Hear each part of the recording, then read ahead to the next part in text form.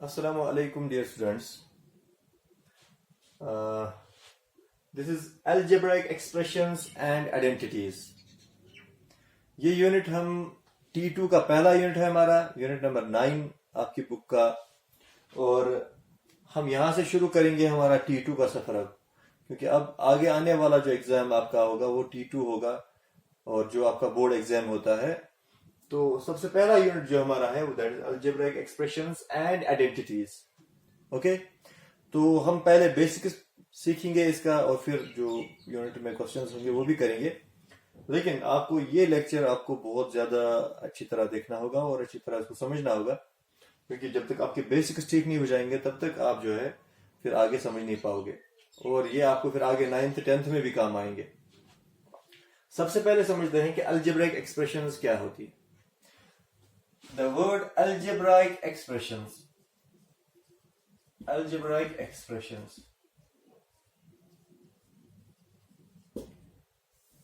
सबसे पहले क्योंकि ये जो हम कर रहे हैं दिस इज अलजेब्रा, जैसे ब्रांचेस मैथमेटिक्स के जो होते हैं, अर्थमेटिक हैं, ज्योमेट्री है, and third one is algebra. So from this branch we have this unit algebraic expressions. तो अलजेब्रिक एक्सप्रेशन में आपको एक एग्जांपल के जरिए समझाता हूं। मान लो कि एक स्क्वायर है। स्क्वायर तो आप समझते होंगे, आपने पहले भी पढ़ा हो स्क्वायर के बारे में। एक स्क्वायर एक 4 साइडेड फिगर होती है जिसके चारों साइड बराबर होते हैं। ओके, अगर हम पेरीमीटर ढूंढना चाहें या एरिया, आपने पढ़ा होगा perimeter of square is 4 into side and area of square is side square और साइड इंटू साइड। तो मान लो कि हम एक जनरल स्क्वायर की बात कर रहे हैं। जब मैं जनरल बात कर रहा हूं दैट मीन्स कोई ऐसा स्क्वायर जो सारे स्क्वायर्स को रिप्रेजेंट करता हो। तो मान लो कि इसका हर एक साइड जो है वो x है, इट इज x सेंटीमीटर और x मीटर। तो मान लो इसका हर एक साइड x है, क्योंकि हम सारे स्क्वायर्स को रिप्रेजेंट कर रहे हैं। तो जब आप इसका एरिया निकालोगे या पेरीमीटर निकालोगे, the perimeter of this square will be 4 into side. Side क्या है? x. So this is 4 into x. That can be written as 4x. Similarly, if you find the area of this will be x into x, side into side, and that is x into x means x square. So these expressions 4x, x square, and everything like this, these are called algebraic expressions. And if we define algebraic expressions, we can define by saying this: algebraic expressions are those expressions which contain both variable as well as constant. जिसमें variable और constant दोनों होते हैं, ऐसी expressions को algebraic expressions कहते हैं। जैसे यहाँ पर है, यहाँ पर 4x है, तो दो चीजें मिल रही ना हमें, एक है 4, एक है x। अगर हम 4 की बात करें, this is a fixed value, 4 is a fixed value. इसको हम 3 नहीं बना सकते, इसको हम 5 नहीं बना सकते, ये 4 ही रहेगा, इसका वैल्यू 4 है। So its value is constant, so we call it as constant. Fixed value है इसका, हम इसको कांस्टेंट कहते हैं। और देन यू हैव x। अब x जो है ये ऐसा एक ये अननोन है हमारे लिए। अब ये कुछ भी हो सकता है। स्क्वायर बड़ा होता है, इसका वैल्यू बड़ा होगा। स्क्वायर छोटा हुआ तो इसका वैल्यू छोटा होगा। So it can be 2 centimetre, 3 centimetre, 5 metre, 10 metre, anything. तो इसीलिए क्योंकि इसका वैल्यू वैरी होता है as per the particular square और as per the particular value, so it is called as variable because it varies. जो हमारे पास पर्टिकुलर होगा उसको स्क्वायर, तो ये वैरी करेगा उस हिसाब से। ये सिर्फ स्क्वायर की बात नहीं है, मैंने तो आपको एग्जांपल स्क्वायर की दी। It can be anything. तो ऐसी एक्सप्रेशंस को अलजेब्रिक एक्सप्रेशंस कहते हैं जिनमें वेरिएबल और कांस्टेंट दोनों होते हैं। अब यहां पर एक्स स्क्वायर है, एक्स स्क्वायर आपको दिख रहा है, वेरिएबल तो आपको दिख रहा है, लेकिन कांस्टेंट यहां पर आपको नहीं दिख रहा है, बट कांस्टेंट है वहां पर। X square means 1x square. Like this, for example, if I say this is a marker, मैंने कहा ये मार्कर है, अब इसका मतलब है ये एक मार्कर है। एक तो मैंने नहीं बताया, लेकिन फिर भी आप समझ गए ये एक मार्कर है। इसी तरीके से ये एक्स स्क्वायर है, तो इसका मतलब ये होता है कि ये 1x² है, तो 1 तो है इसके साथ constant, so this is also an algebraic expression. Okay, अब ये अलजेब्रिक एक्सप्रेशंस बहुत तरह की होती हैं, मैं आपको कुछ एग्जांपल्स के जरिए बताता हूं। से for example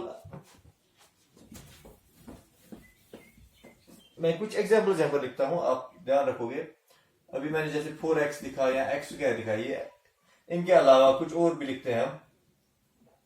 If I write 3y minus 5 is also an algebraic expression. I can write 5z square minus 4z plus 4. Okay, I can write 3x plus 4y. Okay, or I can write 10xyz. Okay, or 4x square plus 2x minus 2.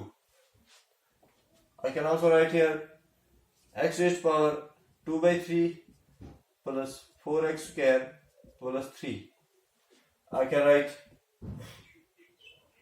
say m raised to power 2 plus m raised to power minus 1 plus 5. Okay, these are all algebraic expressions. अब मैं और भी लिख सकता हूं, लेकिन हम इससे समझ सकते हैं कि हमें जो पढ़ना है actually. So these are all algebraic expressions। और अगर मैं फिर इनको अच्छी तरह देखूं तो इसमें से मुझे डिफरेंट कुछ नहीं लगेगा, सिर्फ एक इन दो में अगर मैं चेक करूं तो इन दो में एक डिफरेंस है जो बाकी में नहीं है। वो क्या है, इधर एक रेज्ड पावर मैंने जो इसका एक्सपोनेंट है वो 2/3 है, and 2/3 is a fraction. Similarly अगर मैं यहाँ पर m रेज्ड पावर -1 है, -1 इंटीजर है। अदरवाइज बाकी सब में आप देखोगे there is the power is a whole number, power is a whole number, like this 4x raised power 1 2, यहाँ पर 1 है, यहाँ पर 2 है, 1 है, 1 1 1 2 1। तो ये सब आपको पता है 1 2 होल नंबर्स क्या होते हैं। It can be zero also, like this. For example, अगर मैं सिर्फ 5 लिखूं तो 5x raised to power 0 लिख सकता हूं मैं इसको, because x raised to power 0 means 1, but I can write here. So this is also algebraic expressions here.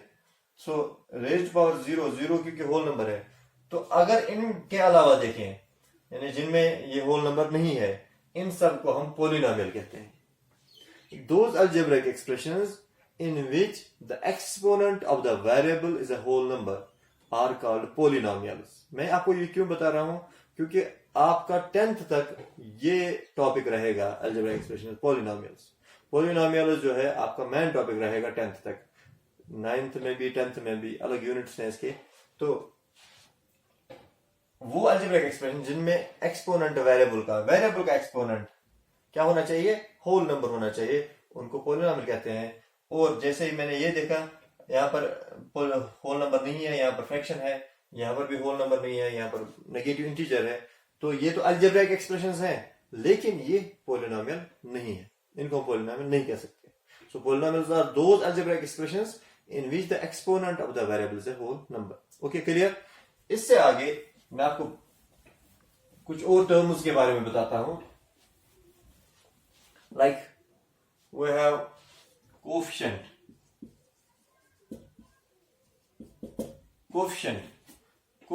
क्या होता है। कोफिशिएंट में आपको बताता हूं, कोफिशिएंट अक्सर हम कहते हैं न्यूमेरिकल जो इसमें वैल्यू होता है किसी भी एक्सप्रेशन में, किसी भी टर्म में। For example if we have 3x², तो अगर मैं पूछूं इसका कोफिशिएंट क्या है, आप बताओगे 3 न्यूमेरिकल वैल्यू। लेकिन कोफिशिएंट कई बार कुछ और मतलब भी होता है उसका, लाइक अगर मैं इसकी जगह 3xy लिखूं और क्वेश्चन ये हो कि आप बताइए y का कोफिशिएंट क्या है, y का कोफिशिएंट, तो आपको सिर्फ 3 नहीं बताना है बल्कि 3x बताना होगा। y का कोफिशिएंट 3x है। इस तरीके से अगर आपको ये बताना हो कि x का कोफिशिएंट क्या है तो वो 3y है, ठीक है ना।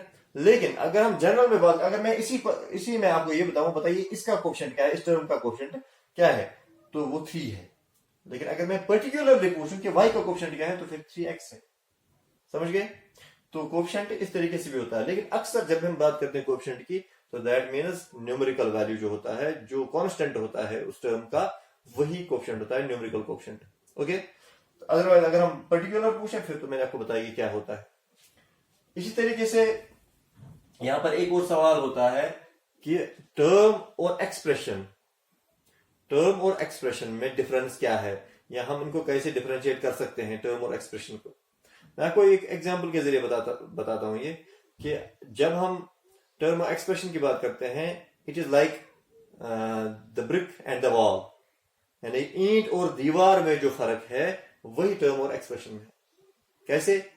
BRICS combine to form a wall. जब हम ब्रिक्स को जमा करते हैं एक पर्टिकुलर तरीके से तो एक वॉल बन जाती है।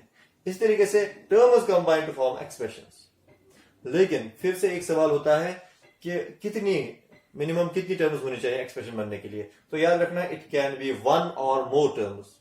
Okay, one or more terms combine to form an expression.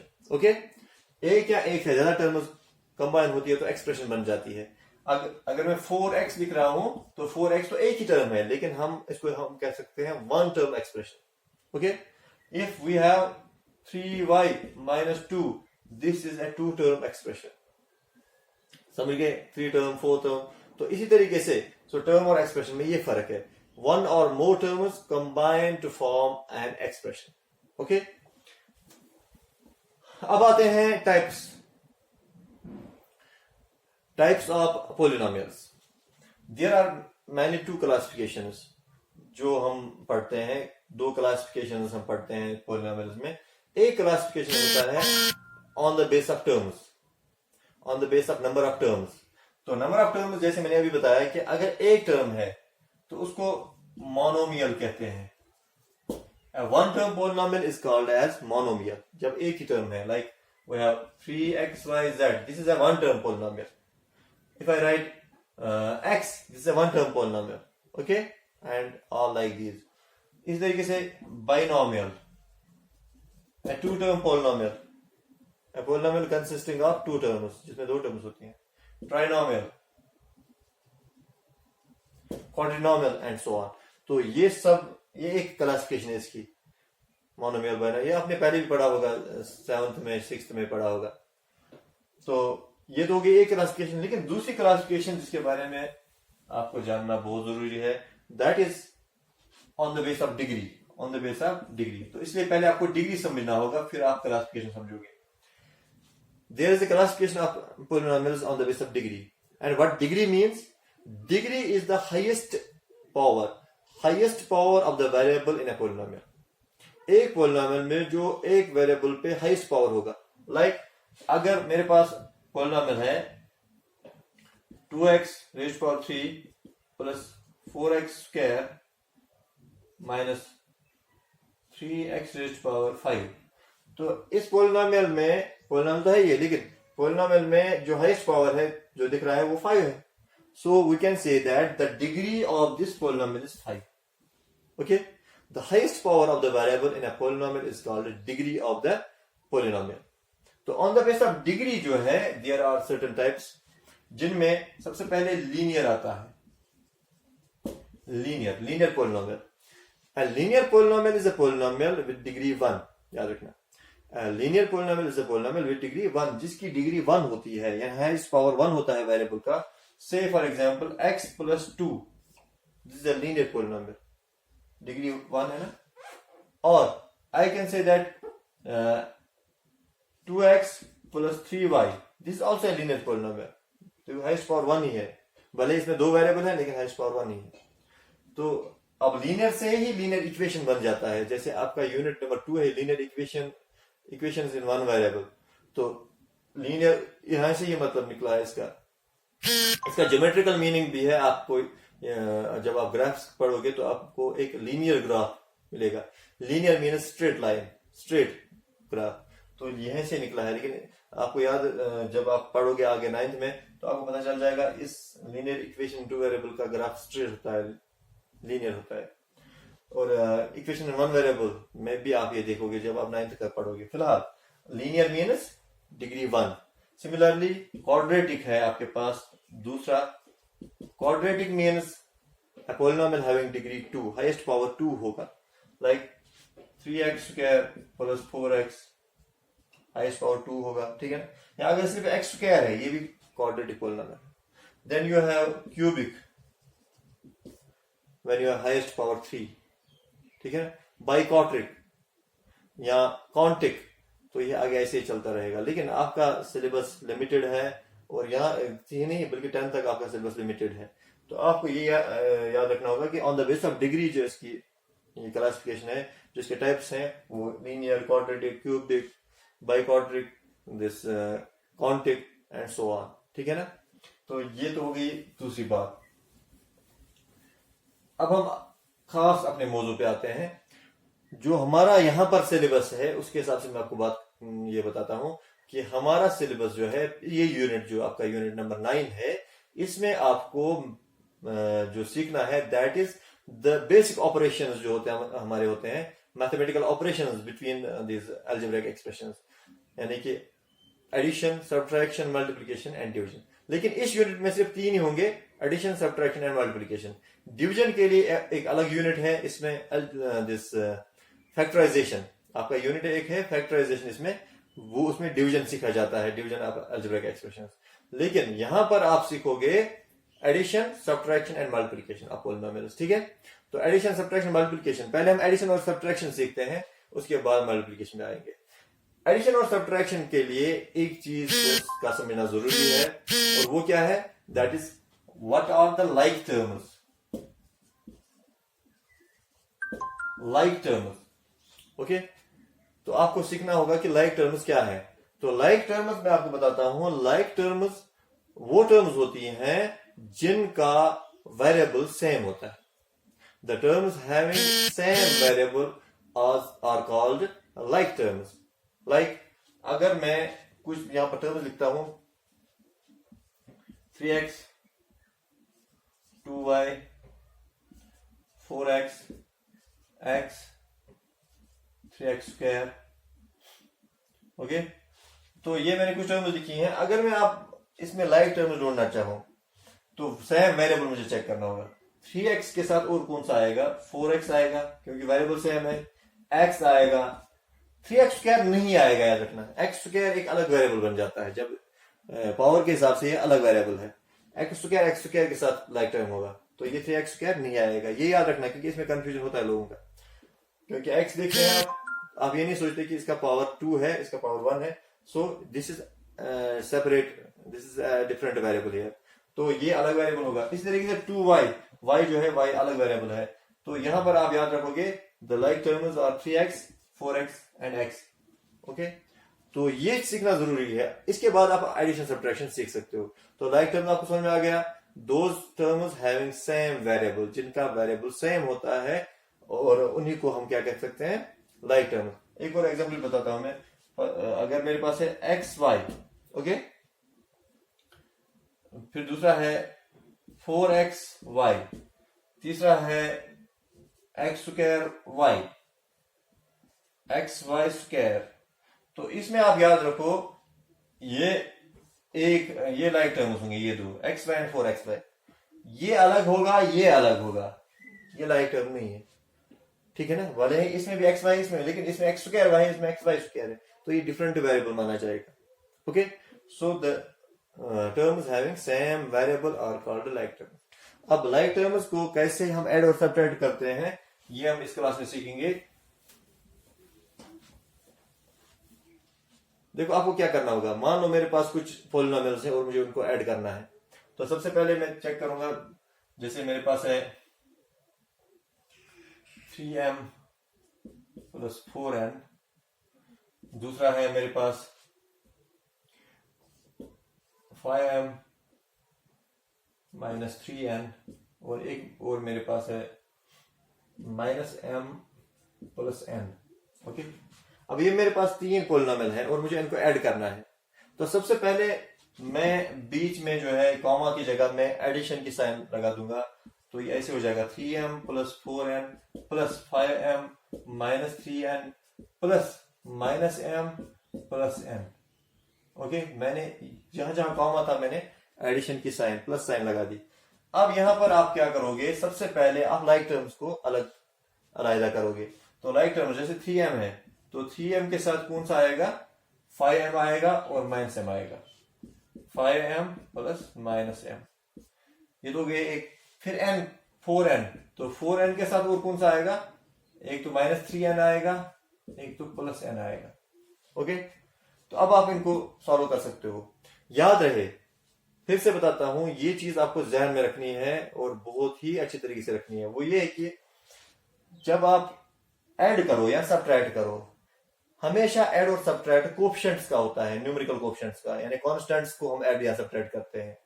हम कभी भी वेरिएबल्स को, वेरिएबल यहां पर m है तो ये एक ही m रहेगा, लाइक फॉर एग्जांपल ये है m, तो आपको m एक ही बार लिखना है और बाकी आपको कोफिशिएंट्स को ऐड या सब्ट्रैक्ट करना है। जैसे यहाँ पर 3 है तो 3 + 5 = 8। ओके, यहाँ पर -1 है तो 8 - 1 = 7, so you can write this as 7m. Okay, 3 + 5 = 8, 8 - 1 = 7, so this 3m + 5m + -m = 7m. m को आप ये नहीं कह सकते कि m 3 है, ये m³ हो गया है, m² हो गया, ऐसा कुछ नहीं है। तो आपको याद रखना है, आप ऐड या सब्ट्रैक्ट किसका करते हो, एक्चुअली कोफिशिएंट्स का या कांस्टेंट्स का। और फिर आपके पास दूसरा है 4n - 3n + n, तो 4 - 3 1 होता है, यानी कि 1n, n, और +n means 2n, so you will get 2n from here. So this is how you add और सब्ट्रैक्ट भी ऐसे ही होता है। तो जब आप ऐड करोगे तो ये इस बात का ख्याल रखोगे, पहले आप लाइक टर्म्स को अलग करोगे, फिर उनको ऐड करोगे। कैसे ऐड करोगे, आप कोफिशिएंट्स या कांस्टेंट्स को ऐड करोगे, न कि आप वेरिएबल एक ही कॉमन रहेगा, ठीक है ना, वही, और फिर आप कोफिशिएंट्स को ऐड या सब्ट्रैक्ट करोगे। तो ये तो हो गया ऐड आप ऐसे करोगे। सब्ट्रैक्ट में आपको एक बार बता दूं कि क्या करना होता है। आपके पास क्वेश्चन कैसा होगा, से फॉर एग्जांपल आपके पास क्वेश्चन है subtract 3x² + 4x + 5y from 2x² minus या प्लस 5x minus 4y।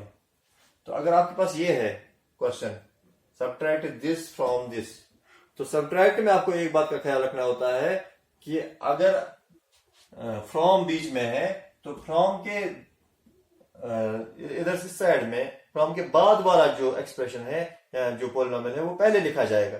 तो पहले आप वही लिखते हो ना, जैसे नंबर्स में होता है, सब्ट्रैक्ट 10 फ्रॉम 90, तो आप 90 - 10 लिखोगे ना, 10 - 90 नहीं लिखोगे ना। तो इस तरीके से subtract this from this mean सबसे पहले आपको ये लिखना होगा।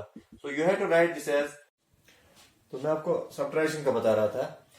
अगर हमारे पास क्वेश्चन है subtract 3x² + 4x + 5y from 2x² + 5x - 4y, तो आपको सबसे पहले क्या करना होगा, फ्रॉम के उधर वाला जो पॉलिनोमियल है, फ्रॉम के बाद वाला जो पॉलिनोमियल है वो पहले लिखना होगा, माइनस, फिर साइन माइनस, फिर आप ये जो दूसरा एक्सप्रेशन है या दूसरा पॉलिनोमियल है इसको आप ब्रैकेट में लिखोगे पहले।